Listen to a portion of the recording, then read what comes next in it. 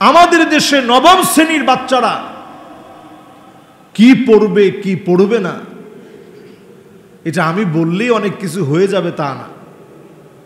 তারপরে একটু সজাগ করার জন্য বলি, আমার দেশের নবম শ্রেণীর বাচ্চাকে শেখানো হচ্ছে অন্তর্বাস।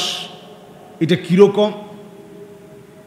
একটা ট্রান্সজেন্ডার যে ছেলেটা ছেলে হয়ে জন্ম নেওয়ার পরেও তার কাছে মেয়ে হওয়ার ইচ্ছা জাগে, এরকম বাচ্চারা কি পড়বে? আমার দেশের এই কোমলমতি বাচ্চাদেরকে ধ্বংস করার প্রায় তারা চলছে। একটা জাতি ধ্বংস হতে হতে কি পরিমাণ ধ্বংস হতে পারে, শিক্ষাঙ্গনের দিকে তাকালে দেখা যায়। একটা জাতিকে ধ্বংস করার জন্য আল্লাহর হাবিব বলছে কিয়ামতের আগে জ্ঞানকে উঠিয়ে নেওয়া হবে। আজকে আমার দেশে সেই জ্ঞান উঠিয়ে নেওয়ার অপচেষ্টা প্রতিনিয়ত চলছে। প্রতিযোগিতা করে এখন জ্ঞান উঠিয়ে নেওয়ার চেষ্টা চলছে। আপনারা নিশ্চয়ই এগুলো নিউজে দেখেন। এই বিষয়গুলো বলা আমাদের ইমানি দায়িত্ব বলে আমি মনে করি।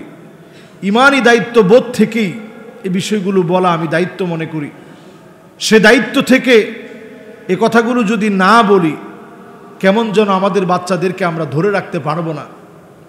আজকে আপনি ইউরোপের দিকে তাকায় দেখেন, LGBTQ এই পুরো সংস্থা, যারা ট্রান্সজেন্ডার, লেসবিয়ান, গে, এই সমস্ত বিষয়কে যারা প্রোপাগান্ডা হিসেবে যারা ছড়িয়ে দিচ্ছে, আজকে সমস্ত মিডিয়া তাদের হয়ে কাজ করছে, বড় বড় NGO গুলো তাদের হয়ে কাজ করছে।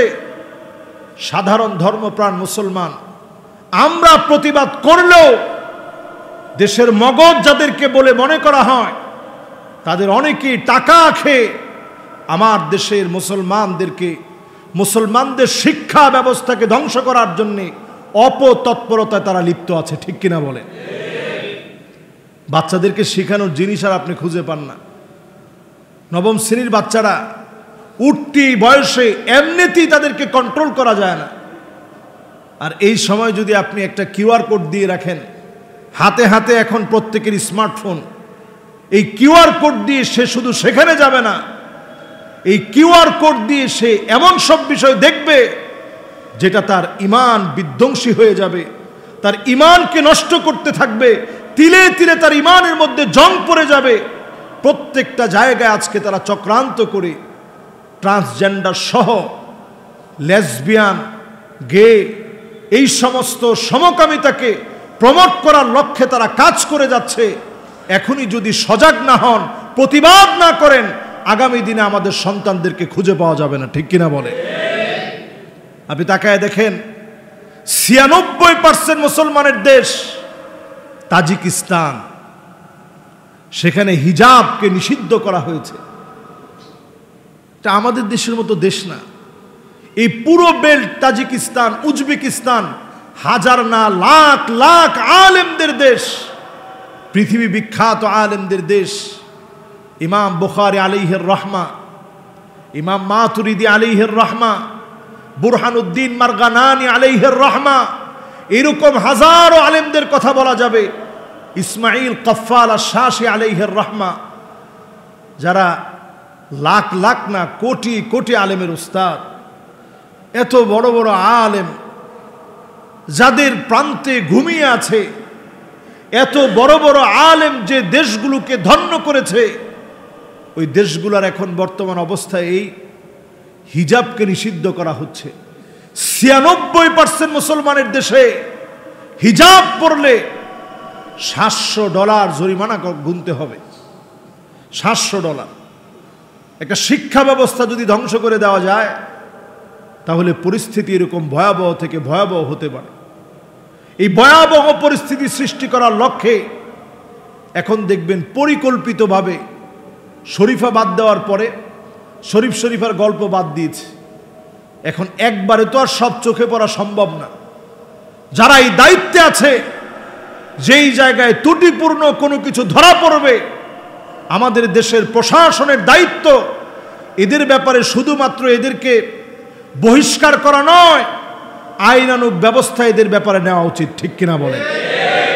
শুধু ওএসডি দিয়ে এদেরকে আপনি সাময়িকভাবে বরখাস্ত করা নয়, বরং এদের ব্যাপারে আইনানুগ সিদ্ধান্ত নেওয়া উচিত। যারা আমাদের এই জাতির ভিতরে আত্মা ও শাহওয়ানি ছোট্ট ছোট্ট বাচ্চার ভিতরে যৌন সুশ্রুরিকে যারা জাগ্রত করছে, শিক্ষা ব্যবস্থাকে যারা ধ্বংস করে দিচ্ছে, এদের ব্যাপারে সিদ্ধান্ত নেওয়া সময়ের দাবি। এটা কিন্তু গুটি কয়েক লোক যারা ঘাপটি মেরে বসে আছে, গুটি কয়েক লোক, খুব বেশি লোকেরা কিন্তু এই জাতীয় খারাপ দুষ্ট চিন্তা করে না। এই দুষ্ট বুদ্ধির লোকেরা খুব অল্প।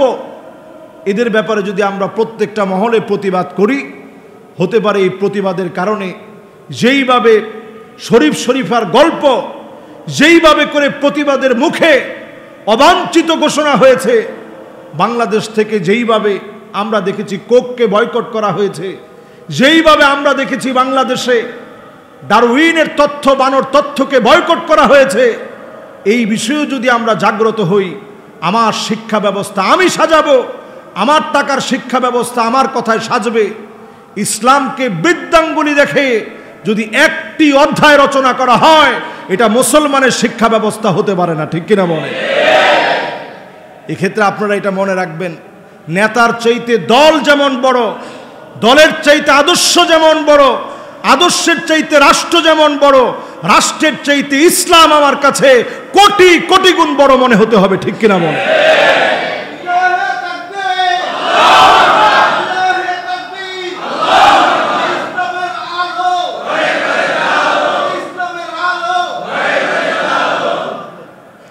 প্রত্যেকটা মুমিনের হৃদয়ে এই বিষয়গুলো কষ্ট লাগে।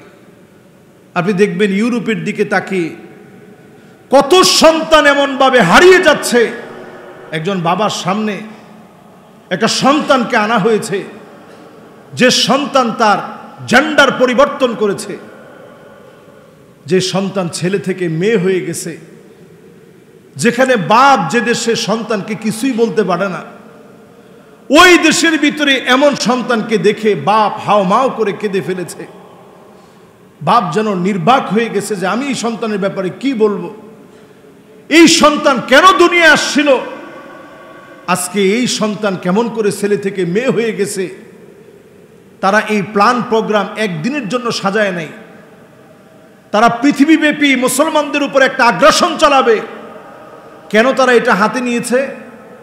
কারণ মুসলিম দেশগুলো এতদিন পরে বুঝতে শিখেছে যে শুধু ডলারের বিনিময়ে তেলের লেনদেন এখন বন্ধ করতে হবে।